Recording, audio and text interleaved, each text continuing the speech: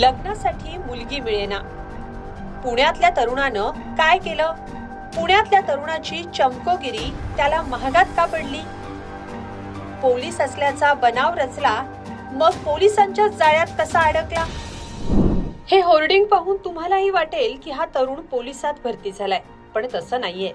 लग्न जुळवण्यासाठी या तरुणानं चक्क पोलीस असल्याचा बनाव रचला.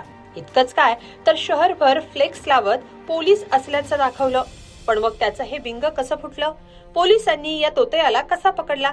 सगळं पाहूया या व्हिडिओतून. पुण्यात शहरभर पुणे पोलिसात निवड झाल्याचे फ्लेक्स लागले होते. या फ्लेक्सवर एका तरुणाचा फोटो, पोलीस दलात निवड आणि त्यासाठी अभिनंदनाचा मजकूर लिहिला होता. यामुळे परिसरात एकच चर्चा रंगली. हे फ्लेक्स लावणारा तरुण आहे ऋषिकेश राजू जाधव. 26 वर्ष वयाच्या या तरुणानं स्वतःची पुणे शहर पोलीस दलात निवड झाल्याचं जाहीर करण्यासाठी शहरात असे फ्लेक्स लावले. इतक्यावरच न थांबता या तरुणानं पोलीस वर्दीतला फोटो व्हॉट्सअप स्टेटसवरही ठेवला. पण हे सगळं बनावट होतं हे आता समोर आलंय. सोशल मीडियावर व्हायरल झालेल्या या फ्लेक्सची माहिती पोलिसांपर्यंत पोहोचली आणि सगळा खरा प्रकार उघडकीस आला.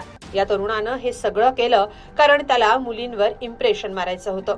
लग्न जुळवण्याच्या हेतूनं या लग्नाळू तरुणानं चक्क पोलीस असल्याचा बनाव केला.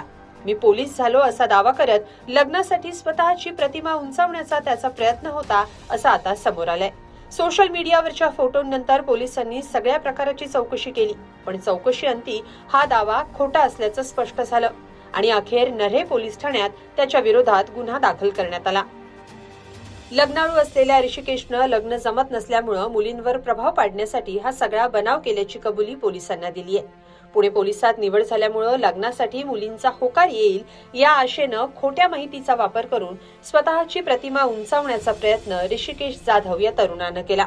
पण पोलिसांनी त्याचा डाव उधळून लावल्यानं अखेर सत्य समोर आलं. नऱ्हे पोलीस ठाण्यानं या प्रकरणाची गंभीर दखल घेतली आहे.